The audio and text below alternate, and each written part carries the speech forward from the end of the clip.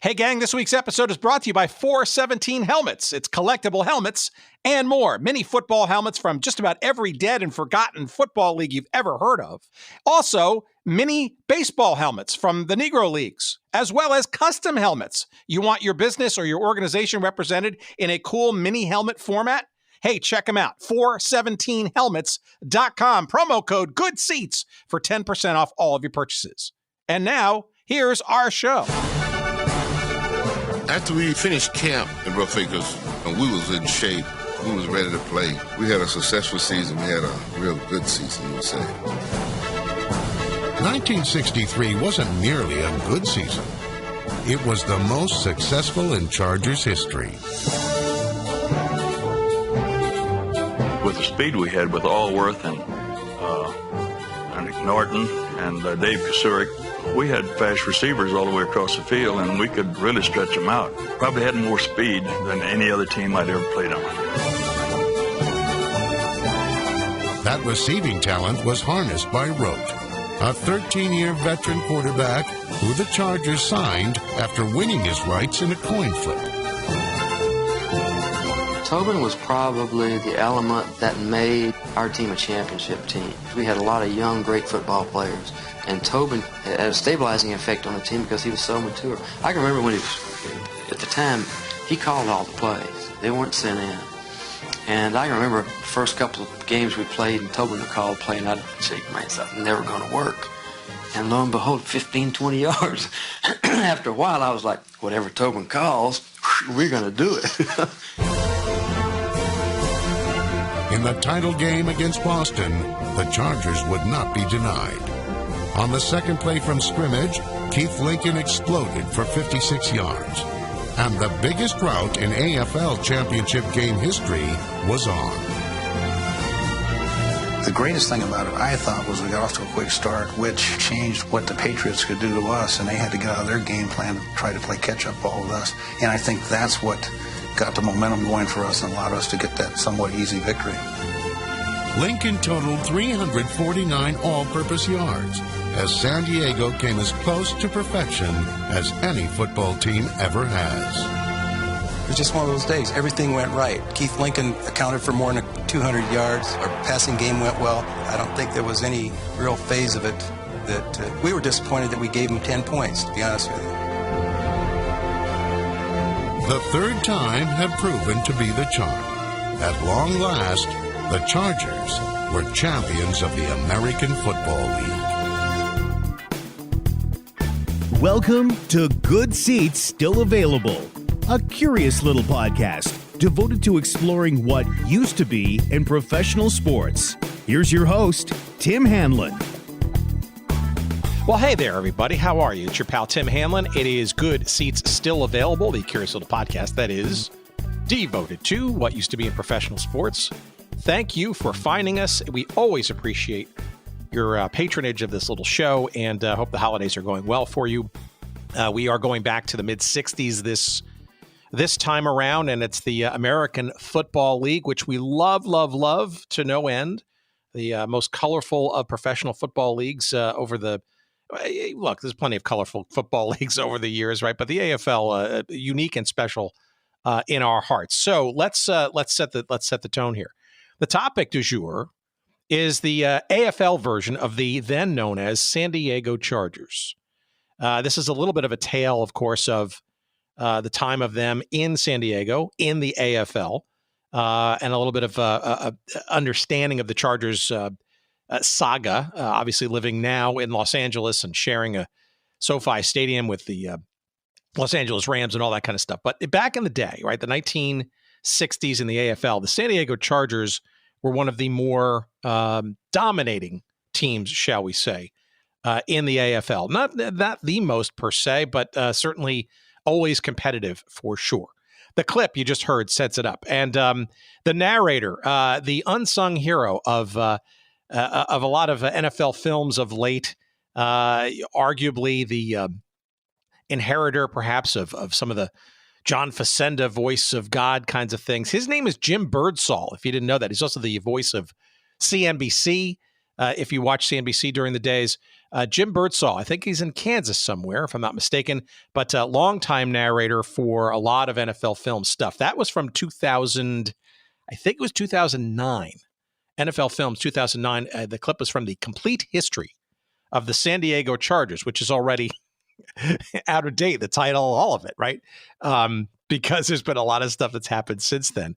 But it is actually great. I think it's available like on Amazon Prime. I think it's available on Apple for purchase, that kind of stuff.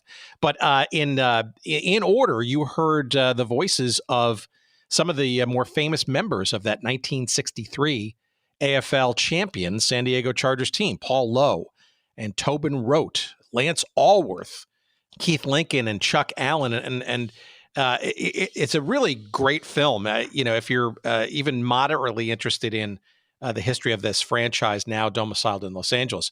But it's all a setup for our conversation this week with Dave Steidel, who many of you AFL aficionados may already know. He is, I guess you could call him one of a small handful of Mr. AFL.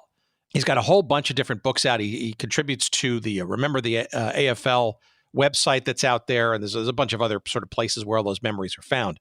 But this week, we are circling around his very excellent book called The Uncrowned Champs, How the 1963 San Diego Chargers Would Have Won the Super Bowl. That's a bold statement, for sure. And we get into that because the NFL and the Chicago Bears that season probably would have had a different opinion. But as you'll hear in our conversation coming up, what a team this was. And it came off the backs of a ridiculously bad season the year before, 1962.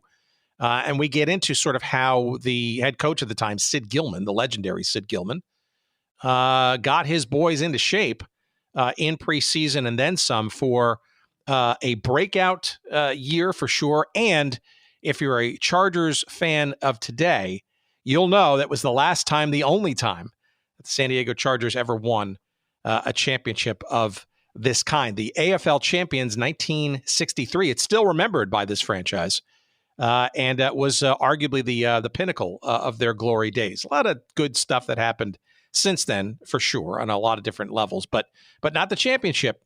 And that's what they did. And they won going away against the Patriots that year, 51-10. And there was a lot of scuttlebutt about perhaps if these leagues had been merged at that time, if there was an opportunity for the two of them to play, obviously for reasons that should be pretty straightforward, that was never going to happen because this was a challenger league and all that kind of stuff. But a lot of people, even today in football history circles, play around with the idea that perhaps the Chargers of the 1963 season might have been even better than the Bears that year and arguably the best team in professional football that season. So we get into all of that with our guest this week, Dave Steidel. And the book, again, I highly recommend. It's a great read, got pictures and stuff. It's substantial. It's got a lot of stats in there, but it also has a great narrative of this 1963 season, which obviously is a microcosm of the franchise generally, the AFL, and all that kind of stuff. Again, it's called The Uncrowned Champs, How the 1963 San Diego Chargers Would Have Won the Super Bowl. It is available wherever you can find good books. Obviously, we'll have a link to it on our website at goodseatsstillavailable.com. We encourage you to go there, of course, and click the link there and give us a couple of pennies and shekels of love. We appreciate that. Helps keep our lights on and the heat going during the winter. And there's some other books, too, by Dave that are well worth finding. One that just came out is a re-release, or actually it's a component of a previous book he did. I'll get to that in a second. But the new one is called AFL Trivia and Tales, the Ultimate American Football League Trivia Book. It came out in November. I believe that's self-published or published on demand. Amazon, the best place to find that. So I think it's also available via Kindle too.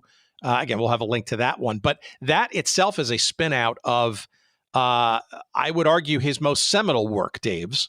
And that's called Remember the AFL, the Ultimate Fan's Guide to the American Football League. Now, that book came out in 2008 and is available. We'll have a link to that too. And I highly recommend that book too. But As Dave indicates during our conversation, that book is being redone and re-released in the next year or two. I don't know if I'd wait that long, frankly, because it's so good. And if you fancy yourself any, semblance of AFL intrigue or fan, this is an indispensable book to have. But the fact that it's coming out another year or two tells you that there is a great interest and intrigue around the history of this league. And my goodness, I'm glad it's coming back out in new and evolved form with a new chapter and all that stuff. But if you can't wait, like I can't, again, you should find that book. It's called Remember the AFL, The Ultimate Fan's Guide to the American Football League. I just said that, of course. And again, all the links to all of those books will be on our website at goodseatsstillavailable.com. Search up this episode number 300 and 29? Yes, with Dave Steidel and me. And you'll find all of that there. All right, let's get to that conversation. We appreciate the time that Dave took. I think, frankly, it's been a longer time for me chasing him down, and I'm glad we finally did it. And let's get into the AFL now with our conversation we had about a week and a half ago. Please, as always, enjoy.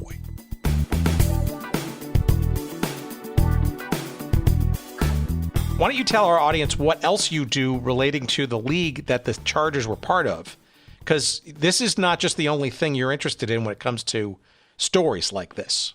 Well, I have to call myself a charter member of the fan club of the AFL back in the 60s, but I wrote my first endeavor in authoring the Remember the AFL, The Ultimate Fan's Guide to the American Football League back in 2009 after being influenced by a website by the same name, Remember the AFL, run by a gentleman named Ange Caniglio up in Buffalo, New York. And I'm sorry, this is remembertheafl.com, correct? Yes, and we developed a great friendship I would write him, emails about where he found all his information, who he was, and blah, blah, blah. And we got into phone conversations about it. And interestingly, I think the first time or two that I spoke to him, he was in the hospital for some procedure, and he was looking for, something to do while he's laying in bed. And he asked me to send him whatever transcript I had at the time of writing the book. And he just raved over it and said, "You got to go on, you got to finish it." And he had a lot of contacts with the former players, being I think the number one fan in Buffalo, and then people on his website. And he put word out to some of the players, and the players started to contact me and told me that, hey, you got to keep writing this, you got to keep going, you got to finish it, you got to bring it back, bring the whole league and us as players back to life, and let everybody know what it was like. So with that, I got in touch also with a guy named Todd Tobias, who was at one time a intern for the Chargers and was in charge of putting together their archives and chronologically what happened year by year, and straighten out their files. And he gave me a lot of help. It just went from there. And he has a blog called Tales from the American Football League that I started to just write a couple short stories of players and incidents that happened in the league, and he published them. And it's just AFL all the way. So let's back up a step then. What is it about this AFL that even intrigues you in the first place before we even get to the specifics of this story? Well, I was 9 years old when the league started back in 1960, and I live in the Philadelphia area. Back in those days, the NFL would not allow any home games to be televised. And I didn't have a radio strong enough I live about 50 miles northwest of Philadelphia, and I couldn't get the Eagles on the radio. So wanting to watch football on a Sunday, the only thing that was on was the American Football League, and many times had a 1 o'clock game and then a 4 o'clock game from Texas or California. And it just intrigued me. It was playground football. It was, long passing and wide open offenses and, new uniforms and new helmets. And, I was able to watch those games every week, but only the Eagles when they were on the road. So, that's what got me going on it. My first introduction to the American Football League, however, was an accident. I was a huge baseball and football card collector, and one August day in 1960, I went to the corner store to buy a pack of football cards, and there was actually the first issue of the season was out. It said football cards on the front of the wax pack. I opened it up, and wait a minute.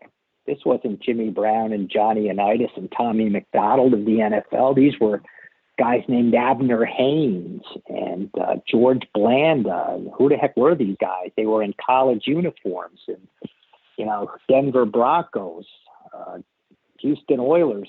Who are these guys? And as time went on, the American Football League, that's starting up. I remember getting a Billy Cannon card in the pack and saying, "Oh, I know that guy. Saw him on TV with LSU this year."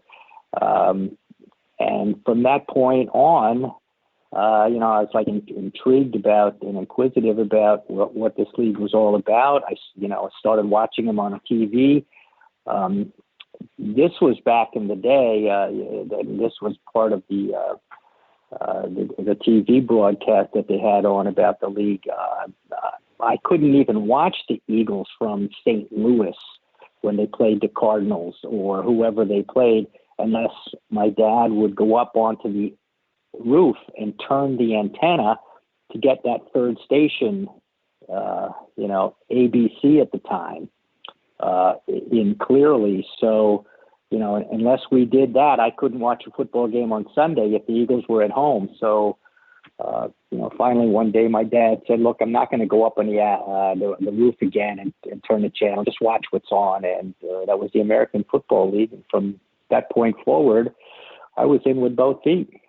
Yeah, it's also interesting on a number of different levels, right? As we've seen, a lot of fandom and stuff, kind of starts in those sort of impressionable years, right? 9 years old certainly qualifies in sort of our long sort of exploration of this kind of stuff. And how quaint an antenna that receives signals over the air to receive television. By today's standards, that seems pretty darn simple and unbelievable. Yet it is making a renaissance in the sea of all the sort of streaming choices and stuff. But you had to remember, right, back in those times, and you had the luxury of living in a major metropolitan area, right? Topography notwithstanding, you could receive probably more than a handful of signals if it was in the right direction, versus even some other markets which had fewer stations and signals to choose from. But I guess we got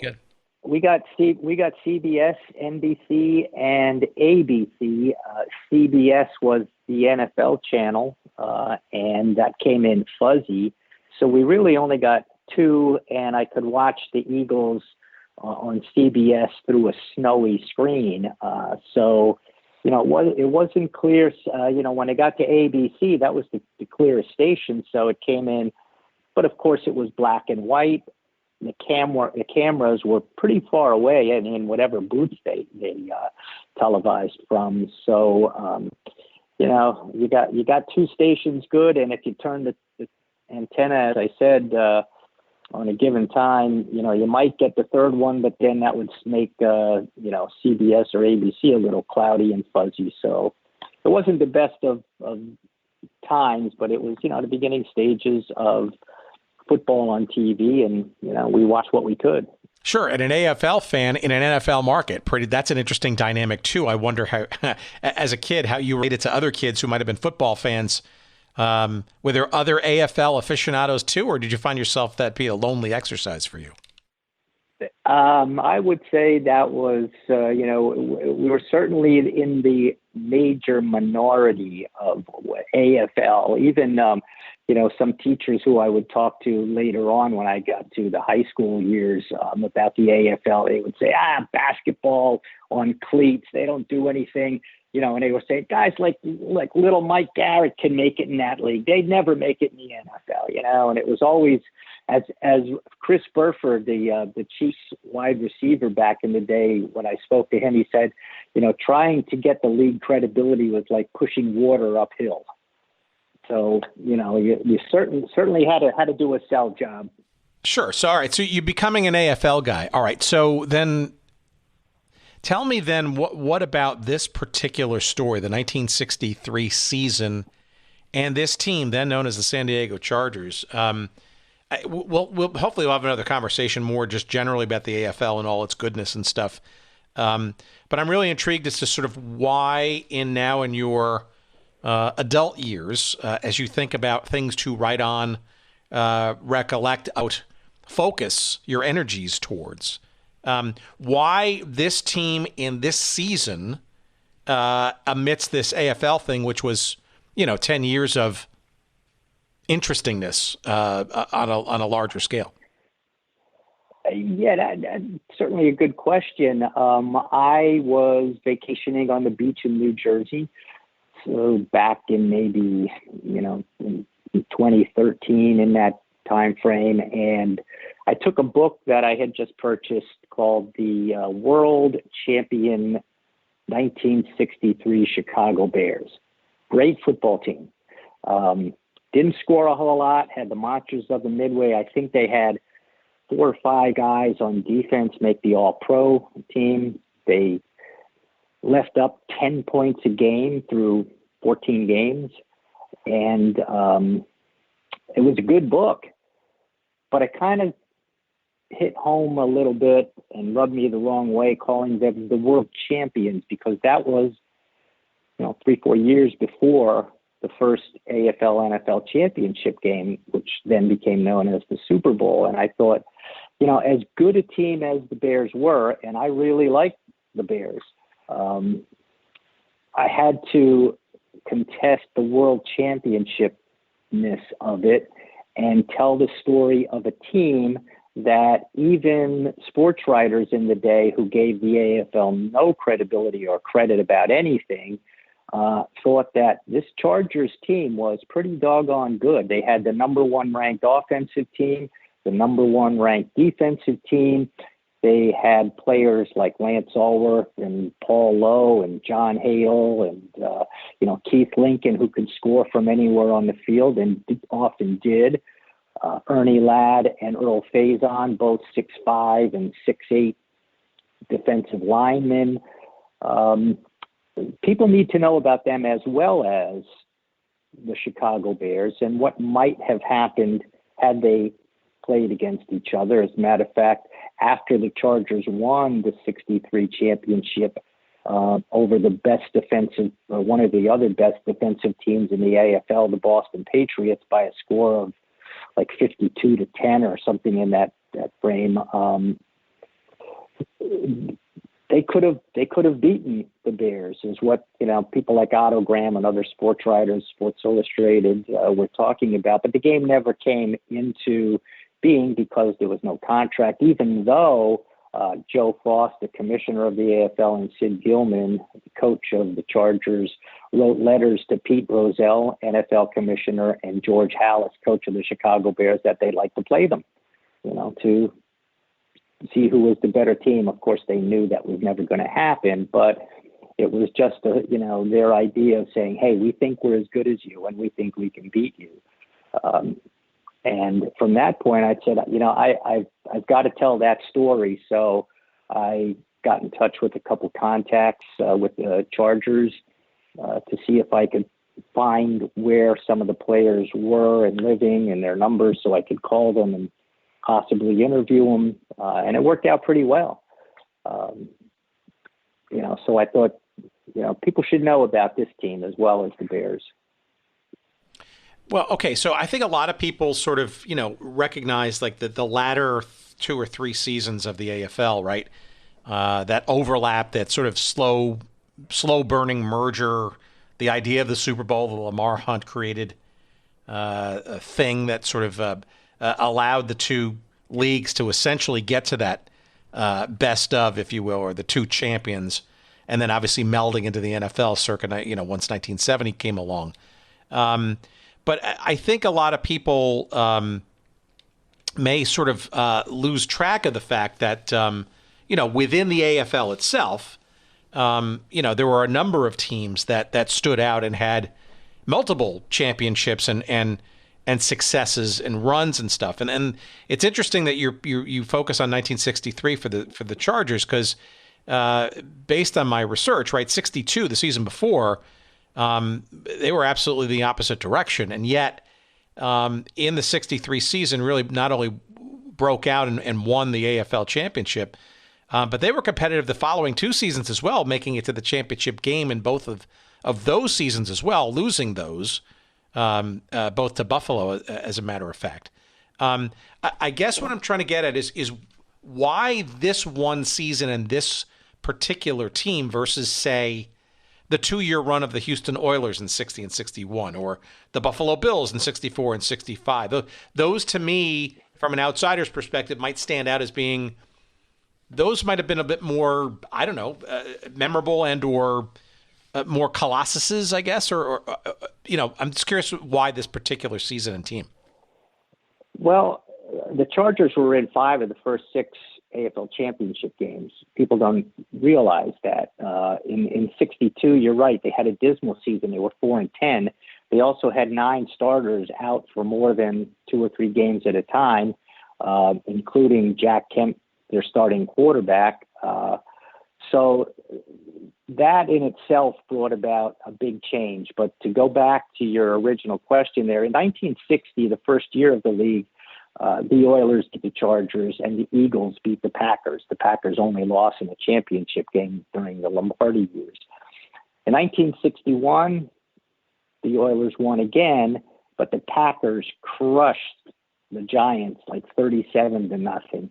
Nobody was going to contest that the AFL was on par with the NFL at that time.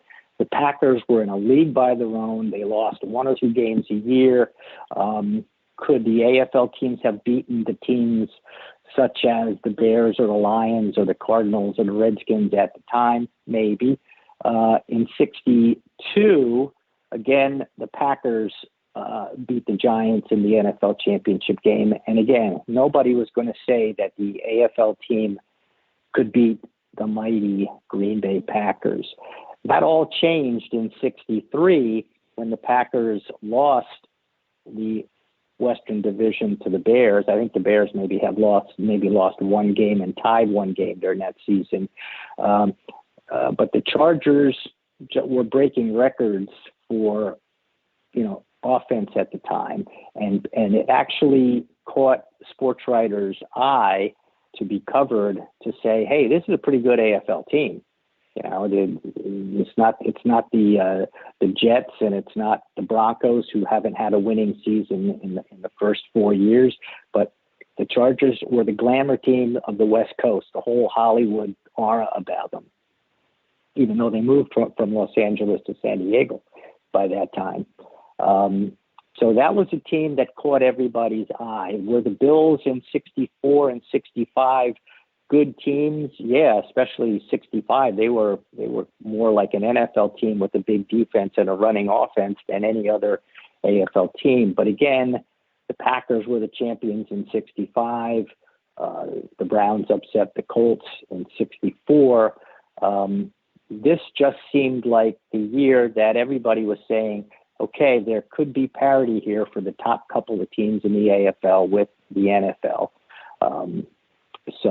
And I also was a big Chargers fan at the time with, the people that I mentioned, Allworth and Lowe and Lincoln. I wanted to highlight those guys and that team that I followed during the 60s all through the 60s, and let people know, how good the Chargers were and might have come about had there been a championship game at the time. You're the original out-of-market viewer for football, huh? With being a San Diego Chargers fan in the heart of Philadelphia. Well, again, the AFL had that 4:00 game on, and they wanted to show the best teams. So the Oilers were on a lot from Texas. The Chargers were on a lot from, because they were the best team out there. The Raiders hadn't come around yet. They were the dominant team in the latter years, but in '63, they were still just coming into their own as a draw. So San Diego and Houston were usually the 4:00 games that I was able to watch. So give me a sense of, a little background leading into '63, because you hinted at it, right? The Chargers actually started in Los Angeles. I think people completely forget that. They do. Season, right? Yes. Now, if you can imagine, they played in the Coliseum. First-year team in Los Angeles in a stadium that holds 100,000 people. They averaged a little over 10,000 for that season. So, at the time, the Baron Hilton was the second professional football team owner in Los Angeles. They knew they couldn't compete for fans in the Coliseum against not only the Rams, but USC and UCLA were at the top of their games too in those years. So he knew he had to move, and the people in San Diego were really pushing to get them down there. And they had a concerted effort. They were calling themselves the City in Motion of San Diego, and they wanted to build the city up. They had to convert Balboa Stadium to put a second deck on it for the Chargers to come down and play there. But I thought that was a good move, and was surprised that they actually moved back a few years ago. Well, we'll get to the modern day version in a little while, because I certainly want to get your thoughts there. But the Baron Hilton, right? I think for people who maybe don't recognize, but maybe the last name is a little bit of a hint, right? This is a guy who, in AFL lore, right, was one of those, one of those rich guys that Lamar Hunt kind of wrangled up, and probably not a bad guy to bring into the mix, because obviously he had the very successful Hilton hotel chain and hospitality and all that kind of stuff. The team, though, I mean, you mentioned a few of the names. I mean, a guy like Sid Gilman, is revered in football circles literally to this day. Maybe a little background on him as a head coach and maybe his approach to the game, because I don't think, without him, I'm not so sure some of these Hall of Fame performances this season and in franchise history would have been possible. Well, yeah, Gilman was a player for Ohio State when growing up, and went into coaching in the 30s after a short stint in the All-American Football League, and then moved into coaching. And he was really getting a lot of attention for his offensive schemes. For example, at the time, a tight end, people were playing with two tight ends. There was no, there might have been a wide receiver occasionally, but it was two tight ends and what was known as the full house Model T backfield with a fullback, two halfbacks, and a quarterback. So the tight end was a blocker. He was just a guy at the end of the line. But Gilman started to push them out for passes. At the time, if you had a 2 or 3 person scheme play with receivers going out, that was a lot. Well, Gilman was sending 5 players out.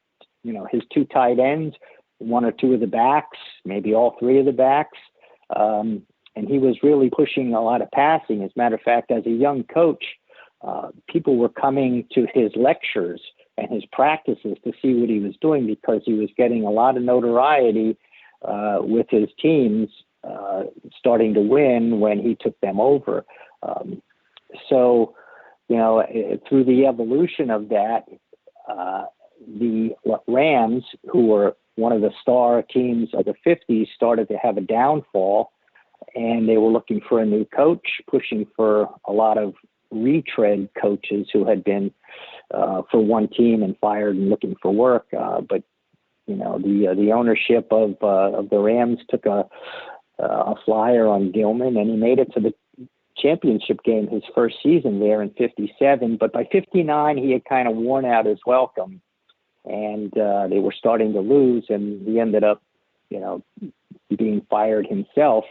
And to his good luck, with the AFL starting out and having somebody in their back door right there in Los Angeles to come to the Los Angeles Chargers was like a no-brainer.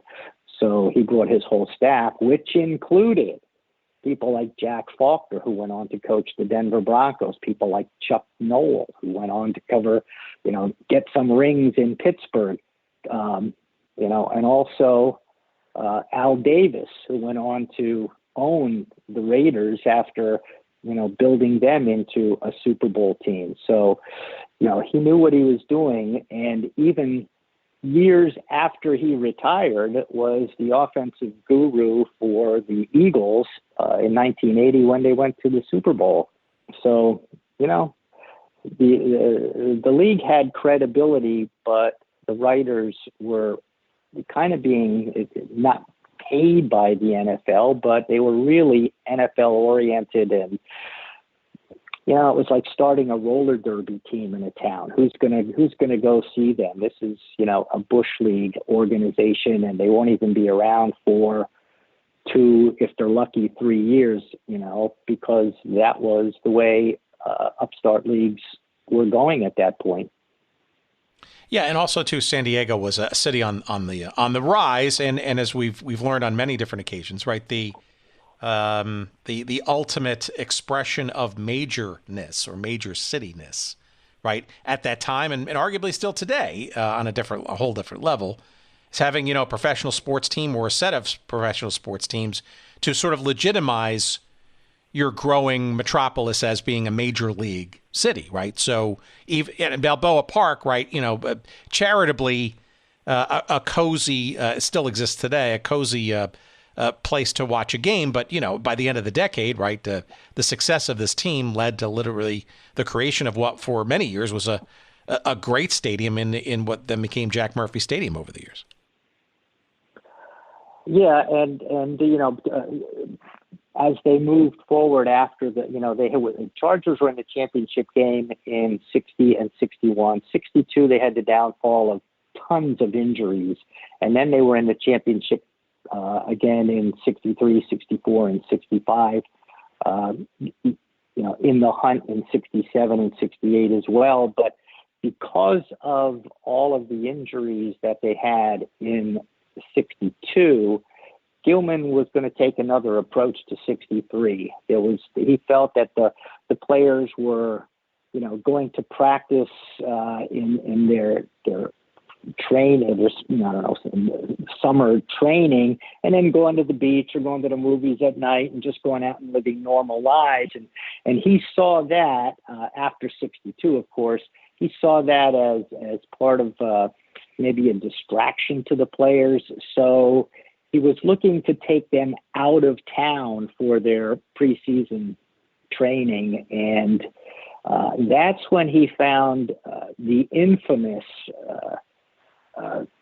Rough Acres Ranch, which was 40, 50 miles east of San Diego in a desolate part of, what was it called, Boulevard, California, a dirt road for the last 15 miles into the camp, which was a deserted Boy Scout camp or something. He thought that team camaraderie was reigning in 62. He wanted to have no distractions. So for 6 weeks, he took them out of town with no communications within 10 miles of the camp, no telephone, no nothing. And all they could do was bond, practice, go to meetings, practice, bond, go to meetings, practice. And a lot of the players felt that was one of the things that put them over the top. The other thing that he started doing, which maybe 1 or 2 colleges were doing it, certainly nobody in the pros, but he hired a weight specialist to come in and have the Chargers get stronger. And he had a weightlifting program. He was an Olympic weightlifting coach. So he went out and hired this guy to come in to the Chargers camp. And there are a couple pictures in the book of the guys lifting free weights.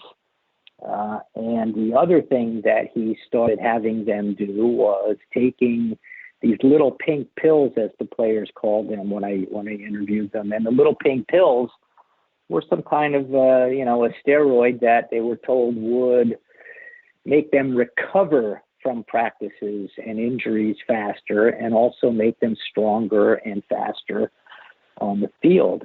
Steroids were very little known back in that day. Certainly they were not illegal back in those days, but again, those were the things that the weightlifting and these little pink pills, which there's a picture or two in the book of the players eating at the commissary with little bowls, and you can see the pills inside of the bowls. And each player was required to take a pill at I think it was 2 or 3 of the meals per day.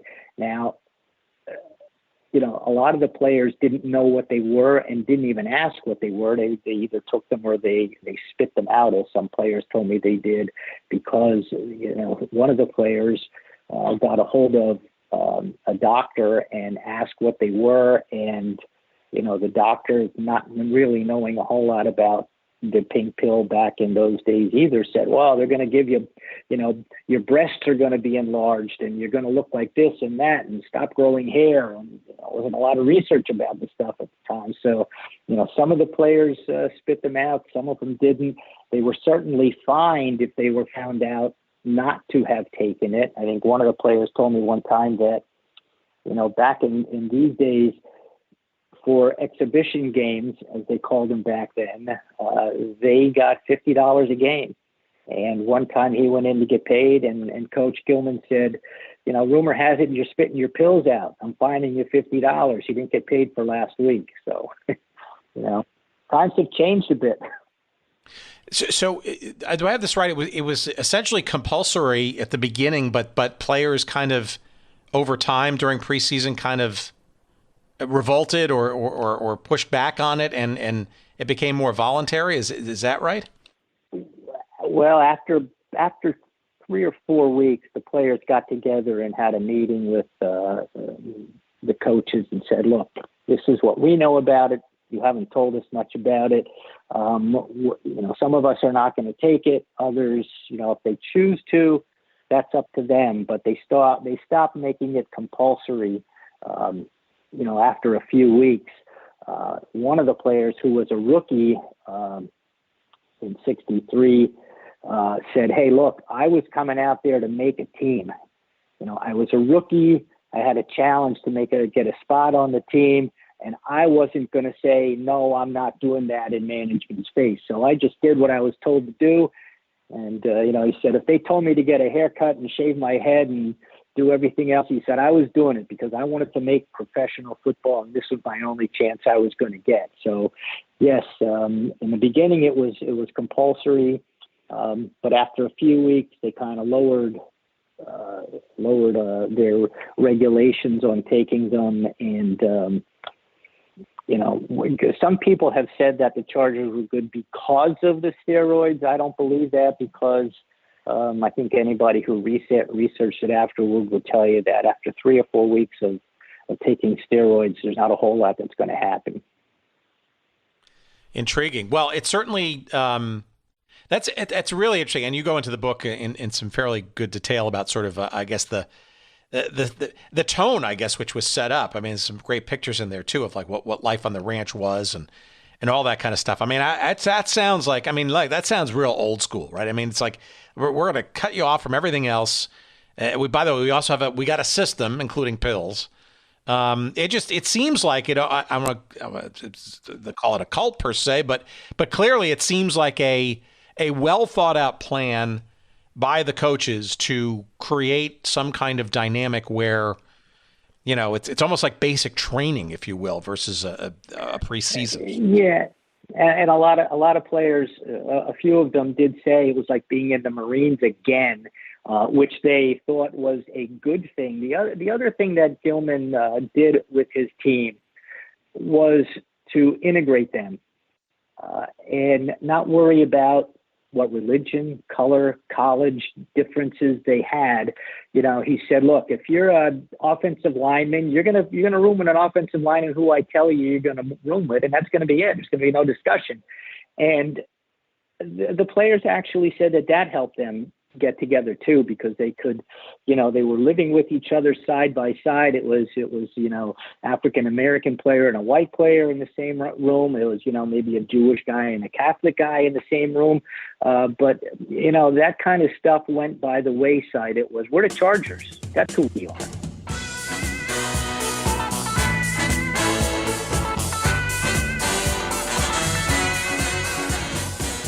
All right, what's this? 417 helmets. My goodness. Well, you've heard me talk about 417helmets.com, collectible helmets and more on this very show fairly often. Our pal Judd Lesher down in southwest Missouri, I think in the Springfield, Missouri area, if I'm not mistaken. What is it? 417helmets.com. Well, first, if you dig all of our great football stories and episodes of the past, and you'd like to commemorate some of them in mini helmet form, really cool, sort of literal, high quality, professionally, made materials, but in a mini format that you could put on your desk or put on your in your bookshelf or whatever it is, and just about every league that's ever existed, save from the NFL. We're talking XFL, old versions of the WFL. Remember the World Football League? How about various teams, both current and past, in the Canadian Football League? But also NCAA teams of yore and NAIA college football teams of yore. All of them and many, many, many more available for you at 417helmets.com. But that's not it. That's not it, friends. There's plenty more to be had. How about mini baseball helmets? Yeah, a whole bunch in the Negro Leagues. And yes, officially licensed by the Negro League Hall of Fame. You can get a bunch, and they're making more all the time. And by the way, custom helmets can be made too, both of the baseball and the football variety. You got your business, maybe a promotional thing you want to do for your company, perhaps your organization, you want to raise some funds, all that kind of stuff. Great custom approaches to both mini football and mini baseball helmets can be made at your command. For you to enjoy and to sell or resell or give away, all of that and more. That's the more part at 417helmets.com. It's collectible helmets and more. And we've got a promo code for you, too, for whatever you purchase. All of them, all of your purchases, 10% off all of those when you use the promo code GOODSEATS. Again, promo code GOODSEATS for 10% off all of your purchases at 417helmets.com. Thanks, Judd, and thank you all for listening and trying them out. And now back to our conversation.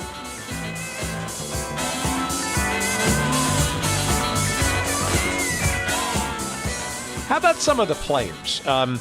Can you just call out a few of them for our audience who kind of may not know? Some really interesting characters here, if not necessarily for the season itself, just from their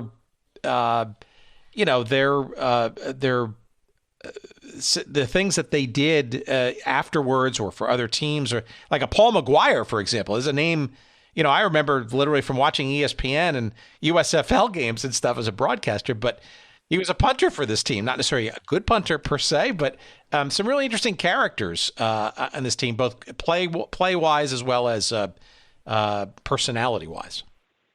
Yeah, well, Paul McGuire was the punter. What people maybe forget about is, the average punt back in those days was 35 yards. Now you see guys booming on 50, 55. A couple of the players on defense have to be pointed out. Ernie Ladd, 6'8", 300 pounds. He was the biggest guy around. You couldn't find anybody, even Big Daddy Lipscomb for the Colts, who was a defensive tackle, wasn't as big as Ernie Ladd. Some of the people I spoke with from other teams would talk about Ladd playing over them, and he said, I played in a shadow all day, and it was Ernie Ladd's shadow that, you came up to the line and all you saw was, this guy in your face, and they were good talkers too. Even guys like Len Dawson would come to the line and, they'd have a few words before he started calling his signals. And as a matter of fact, Hank Stram started the moving pocket where Dawson was able to roll out with the pocket rather than take his 3 or 5 step drop because of the Chargers, Earl Faison and Ernie Ladd chasing him so much into, straight back drop. He made them run a few more steps before they could get him. You also had people like John Hadl. John Hadl was a rookie in '62, right out of Kansas.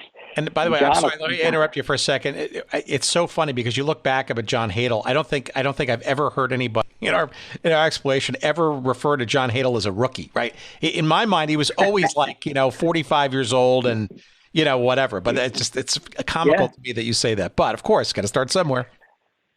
Well, John Hadl was a backup to Jack Kemp. Jack Kemp broke his finger like a first or second game of the season and was put on, injured reserve. And for some odd accounting error or, whatever happened, he injured his finger and actually was picked up on waivers by Buffalo. So they were, the Chargers were with John Hadl. Now, John Hadl told me that the best day he ever had as a passer was a Kansas practice when Don Klosterman came to scout him. John Hadl was a running quarterback, but this day, for some reason, they were having passing drills, and he said he was throwing out of his mind, and that's what made the Chargers draft Hadl as a quarterback. I think in his senior year, John Hadl threw 13 passes for Kansas. So there's a situation that, is interesting to me because now the Chargers, who want to revamp their entire team and make them healthy and stronger to face the competition, have what on paper in the offseason was a rookie quarterback. But Tobin Rote, former Detroit Lions championship quarterback, along with Bobby Lane, had left the Lions through a salary dispute to go to Canada, and he was looking to retire, but he was playing for Toronto at the time, and the AFL teams had a territorial rights to anybody who was available off the waiver wire. So Rote was destined to be a Buffalo Bill by rule of the AFL, but now they had the former Charger quarterback Jack Kemp and didn't want to pick up Rote. So there was actually a coin flip to see who was going to get Tobin Rote to come and play for him. The only two teams that wanted to go after Rote as a free agent, since Buffalo didn't want him, was Denver and the Chargers. So they met one day in February in a Hilton hotel, of course, and they decided that whoever won the coin flip would have the rights to Tobin Rote. And everybody wanted him. He was a 33, 34-year-old veteran quarterback with championship credentials. Chargers won the coin toss, and as the Charger players told me, a 33 or 34-year-old championship veteran quarterback coming into their camp was like Frank Sinatra coming into Vegas. I mean, he was king. Anything he said was taken as gospel. He really invigorated the whole system, that now they had a veteran championship quarterback that was going to lead them. And, that was the start of their offensive prowess. Hadl, of course, knew what was coming and actually sucked up as much knowledge as he could get. In '64, of course, Rote had bursitis in his arm and only played half the season, and Hadl used what he learned in '63 to be the champion, Western Championship quarterback in the championship game for the Chargers there. So, it was interesting with the dynamics there too, with the old guy, the old veteran coming in to teach these young players who were, most of them 25 and under. You had Paul Lowe, who was working in a post office when the AFL started. That's where he was drafted from. You had Keith Lincoln, who, was an All-American. Lance Allworth, of course, was injured in '62. He caught about 10 passes and was injured after he was fooling around in a practice and tried to kick a field goal and tore a hamstring, and he was out for the season. Several players. Ron Nix, who was a Hall of Famer, was on that team. Just a good bunch of players who many would not have known about if the AFL didn't come into existence, because they weren't being given a chance. Tell me how the season generally progressed. We don't have to go game by game, but I'm just I think it's also helpful to remember that the AFL, right at this time, '63, and for most of its life, for that matter, I think 8 teams, right? So we're talking sort of an extravagant playoff system. So 2 divisions, a Western Division and Eastern Division, and literally the 2 winners of those divisions would play in the championship game. That was it, right? So, but it looks to me, though, that the Chargers their nemesis was really, for most of the season and right to the end, was the Oakland Raiders for the Western Division, right? Yes, for the Western Division. They were coming off of, I think, maybe a 1-12 season in '62 when Al Davis took them over, and that's when he put them in the silver and black and created the pride and poise boys, as he called them, and he turned them into, I think they were 10-4. The Raiders were 2 of the 3 San Diego losses that year. The Raiders did not lose to the Chargers in '63. And a funny story was when the Chargers were in Oakland to play the Raiders late in the season. If you ever saw pictures of Frank Buell Field, they used to call it the erector set, because it was something that was built on a public park waiting for the Oakland Coliseum to be built and finished. Prior to that, the Raiders played in San Francisco in either Kezar Stadium, where the 49ers played, or Candlestick Park, where the baseball Giants played. So they really didn't have a home until this Frank Buell Field was built. And Art Powell, their split end, told me a story that the Raiders were playing the Chargers in Frank Buell Field, and it went into the 4th quarter, and they were losing by, I think it was something like 34-10 in going into the 3rd quarter. And the stadium, people, of course, were starting to leave. And all of a sudden, within 3 minutes, the Raiders scored 3 touchdowns. And Powell told me that you could hear the screeching of tires on the highway, which you could look into the stadium from, screeching their tires to turn around to come back to the game. The Raiders ended up winning that game by, I think 38-34. But the Raiders were a good team and starting to become one of the better teams in '63. The Chargers did beat them out by, I think, a game or 2. And yes, they went on to play the Patriots in the championship game. One interesting side note was they played that game a week later than it was originally scheduled for. Do you remember why? I'm guessing it was because the season had to be delayed a bit because of the assassination of President Kennedy earlier in the season. That is correct. The AFL did not play the Sunday after the assassination, the NFL decided to play and took a lot of heat, especially Pete Rozelle for not, paying respect on the weekend. But yeah, they played a week later. Going into that game, it was a pretty much of a toss-up because the Patriots were a huge blitzing team back then. They would blitz maybe 40% of the plays back there. They had a great defense, always led the league in fewest yards allowed rushing. So Gilman came up with a great game plan. The only way he thought he could stop the Patriots from blitzing was to use motion.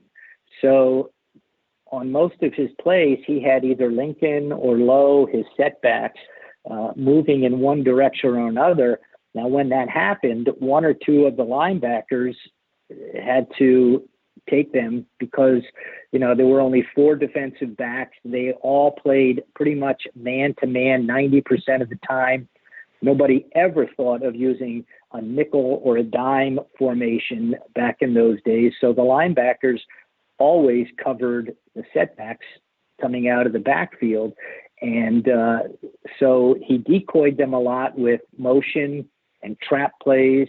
I think on the first or second play of the game, Keith Lincoln ran for like 75 yards for a score, and just stunned them right away. So it was a great plan by a great coach against a really good defensive team. Do you think anybody saw how good they were coming out of preseason, or given what had happened the season before in '62? I think because in '60 and '61 they were the Western champions, and everybody knew what happened to them in '62. Nobody said the bottom fell out of the Chargers. They just said a lot of injuries, especially losing their quarterback. Paul Lowe broke his leg the first play of the exhibition season, and they lost him for the year. That was their best deep running threat. So they all knew what was going on. They knew the Chargers would be back. The new Kansas City Chiefs were a team that was probably the team that if anyone was going to beat them again, because the Chiefs were the Dallas Texans, who became the Kansas City Chiefs, won the overtime game in '62 for the championship game. And, the Chiefs were still a good team. Matter of fact, I think they won their first game in Denver, first game of the season, like 63-3 or something like that. So they were a challenge, but they turned into a 500 team that year. And the Chargers, I think the Chargers might have won their first 11 or 12. They were like 12-1 or 11-1 at some point in the season. Their front four was so good that Sports Illustrated, this was back in '62, was going to write an article about what they were calling the fearsome foursome of the San Diego Chargers. But then injuries came and they started to lose a few games. So the article never appeared in Sports Illustrated, but they started calling the Rams the fearsome foursome with Rosie Greer and Deacon Jones and, Merlin Olsen. So, the Chargers were a really good team that I think they went 2 or 3 years without losing a preseason game. And they didn't lose for a while. I think they ended up, 11-3, I guess it was. All right, take me to the championship game. This was against the then Boston Patriots, and it's interesting too because what I didn't realize, I just remembered is I guess the question really is: Did Boston? I mean, so Boston and Buffalo tied in the Eastern Conference 7-6-1 that season. It almost seems to the outsider revisionist here that. The Patriots really were already behind the 8 ball because they had to play a playoff, if you will, against the Bills to determine who was going to win the Eastern division and then go on to play the Chargers in the final game.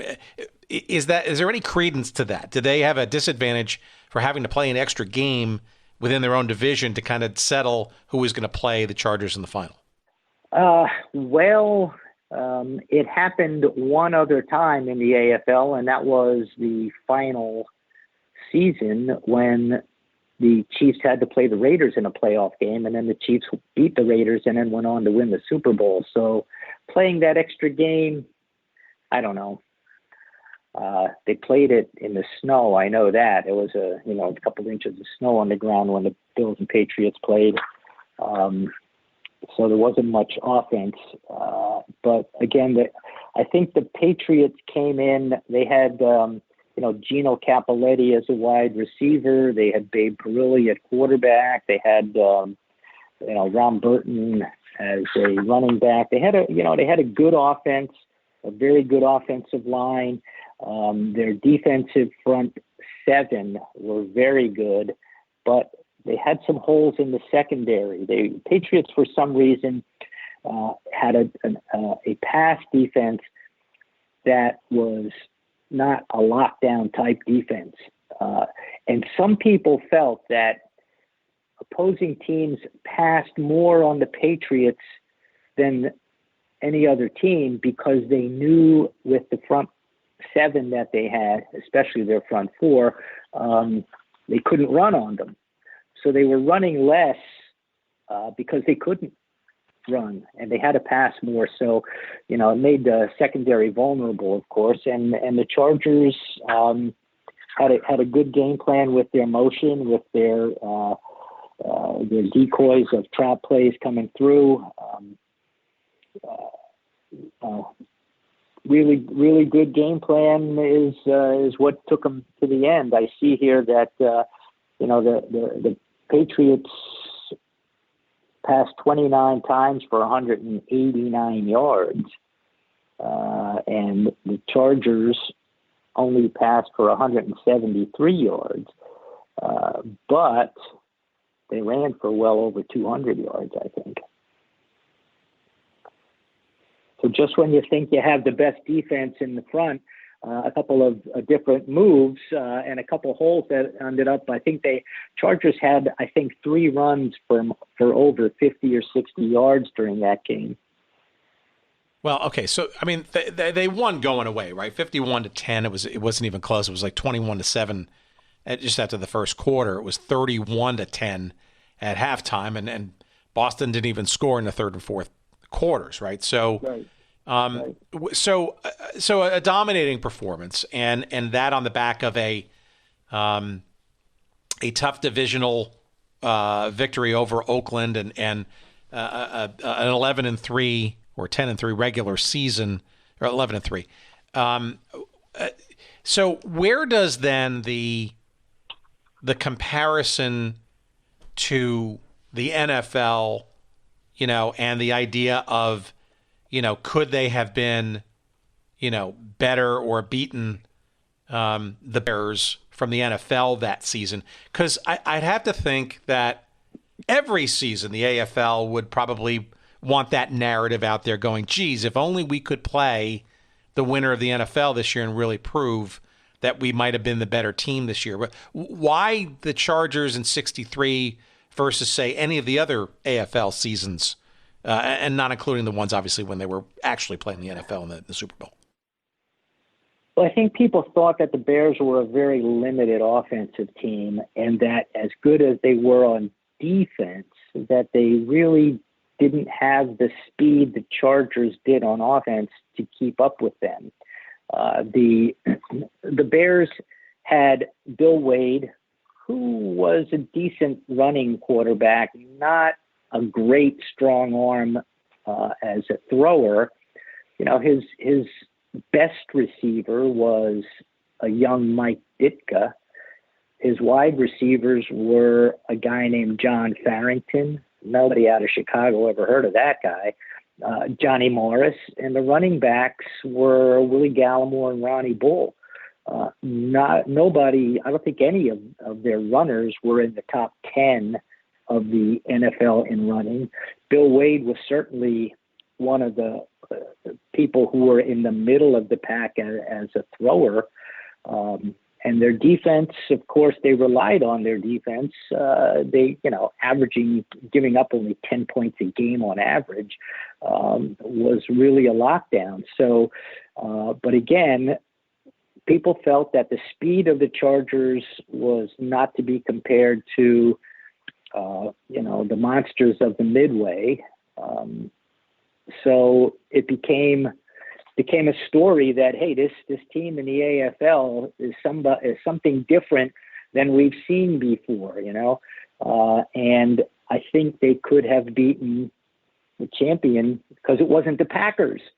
That became a storyline as well. So that became a discussion in many a magazine and probably a whole lot of bar rooms too.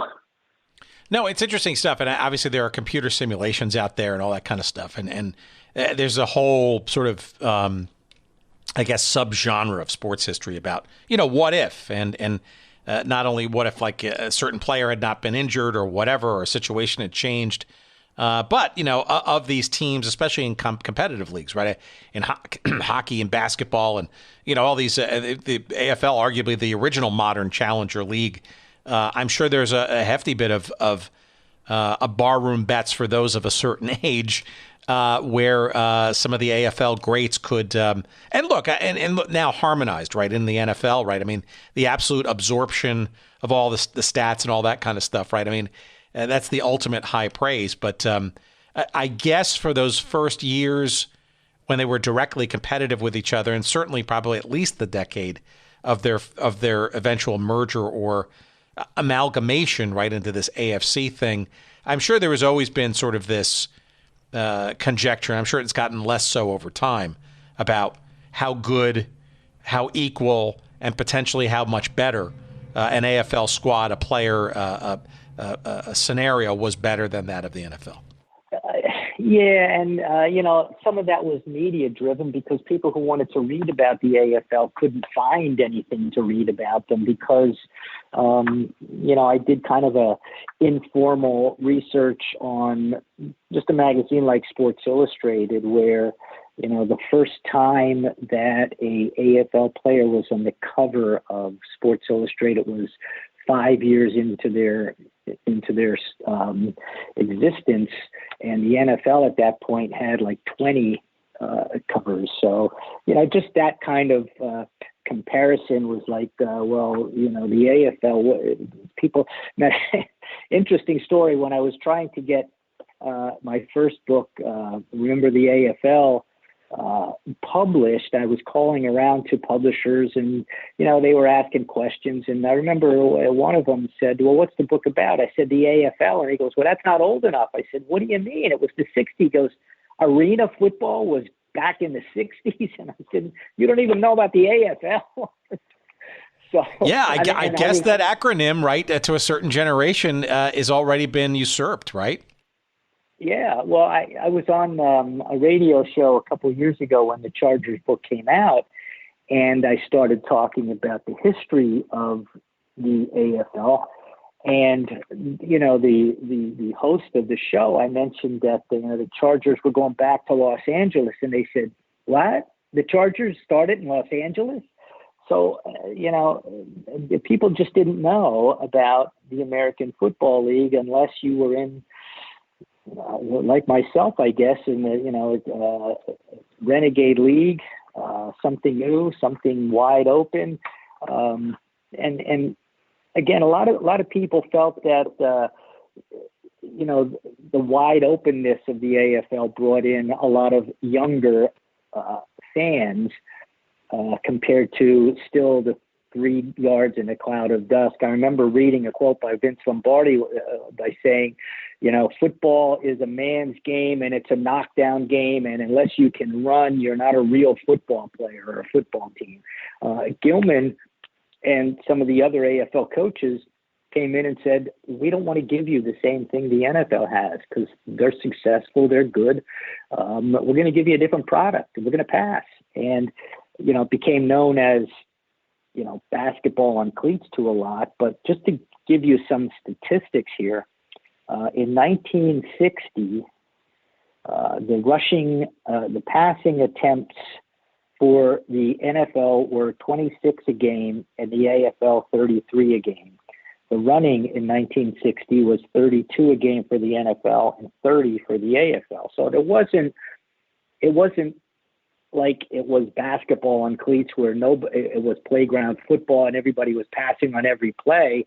It was pretty much balanced, leaning more towards passing in the AFL. The Chargers with Gilman were the best of them all. How many people know out there that the West Coast offense was based on Sid Gilman's game plans? Bill Walsh, was a student of Gilman. Air Coryell with the Dan Fouts and John Jefferson and, those Chargers teams back in the 80s. Coryell at the time that Gilman was in San Diego was the coach of San Diego State, and he used to bring his coaching staff and his offensive players to watch Sid Gilman's practices with the Chargers back in the 60s.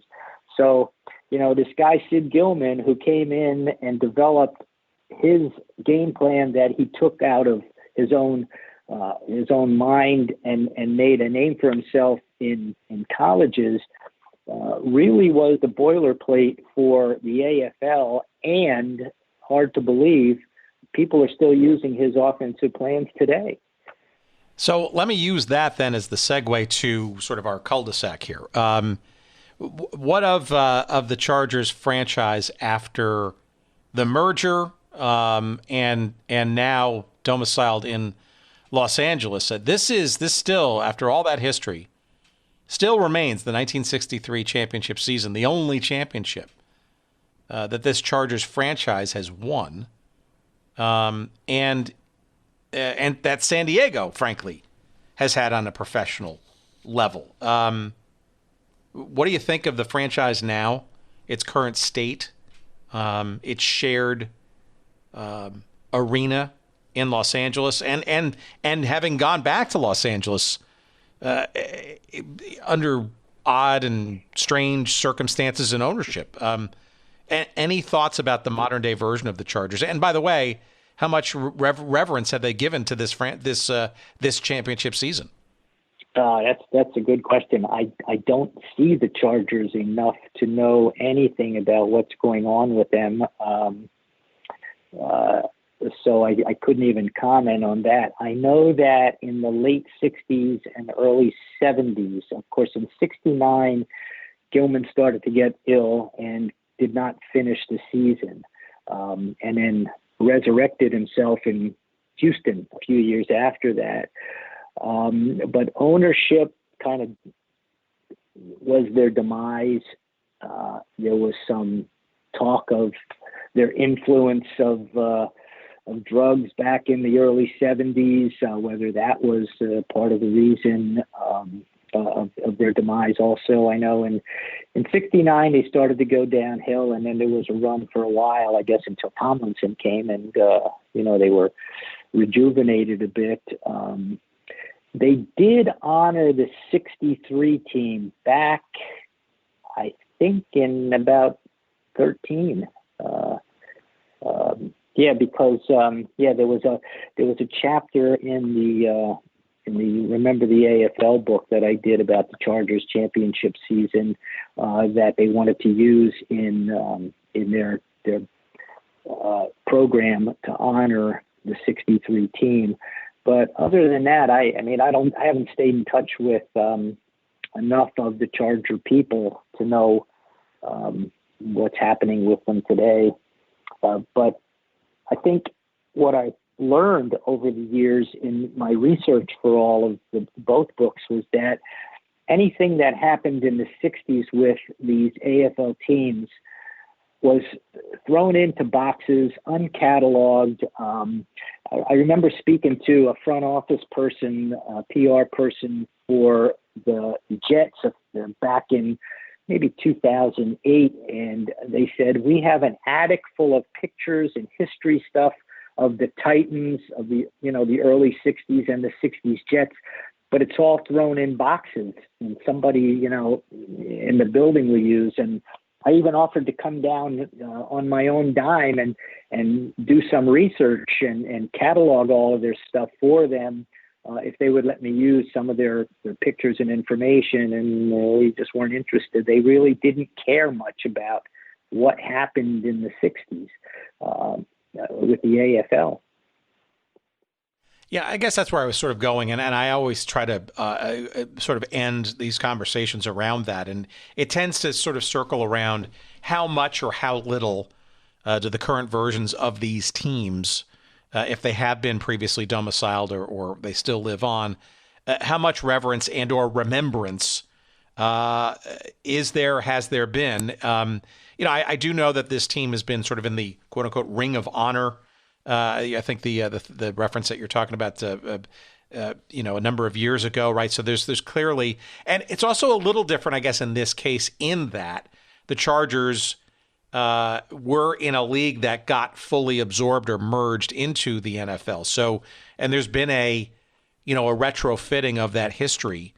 So it's not sort of taboo, shall we say, versus say, more prickly situations like the Hartford Whalers in the NHL being absorbed or relocated, and until only very recently, the Hurricanes in Raleigh-Durham, and their ownership actually wanting to remember that there was the Hartford version of the team, right? I mean, there's a lot of whitewashing that goes on, not just in the NHL, but in other places, right, too, where there's either a begrudging recognition or remembrance, or frankly, just an out-and-out just amnesia for various reasons, money being probably primary among them.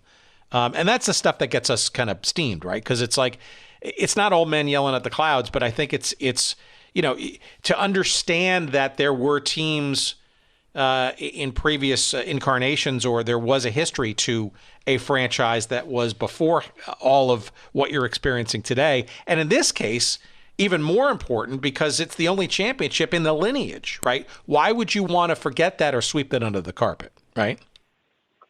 I agree totally. I know when the merger came about, many AFL people, leadership and below, wanted to continue calling it the AFL rather than the AFC for conference.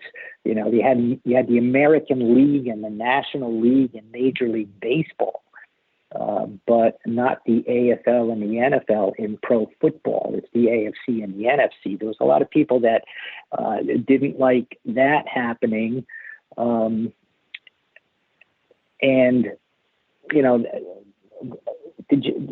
when there was a merger also, I'm kind of going in a different direction, but the AFL had to pay the NFL $18 million to be absorbed, kind of like a membership fee.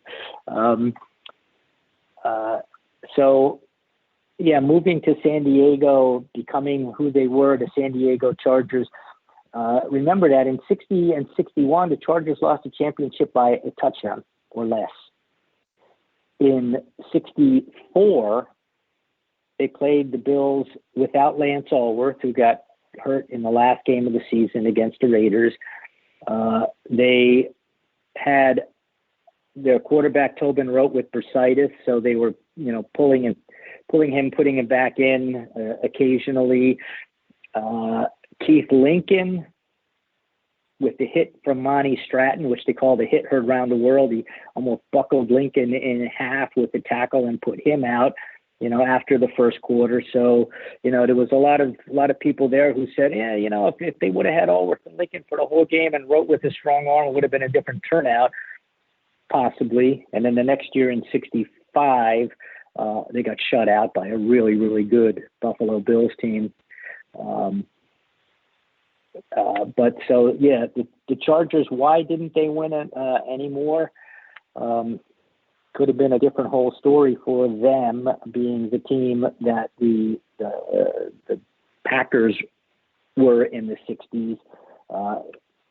Could have been the dominant team. As it was, they got into more than their share of AFL championship games. Unfortunately, that one team was all they could take away from it with them.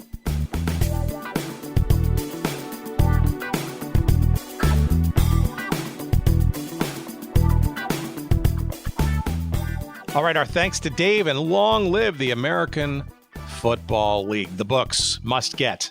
Let's start with the seminal work that is available now and is going to be redone in the next year or two, but get the copy now, enjoy it, and you will be glad you did. It's clearly this indispensable history of the AFL. It's called Remember the AFL, the Ultimate Fan's Guide to the American Football League. It is available wherever good books are found. It's published by Clerisy Press. And again, we'll have a link to it on our website at goodseatsstillavailable.com. This episode, just search it up, 329 with Dave Steidel. You'll find a link. You will also find a link to his current book, new book, the spin-out of said earlier book called AFL Trivia and Tales, the Ultimate American Football League Trivia Book. That is self-published, published on demand.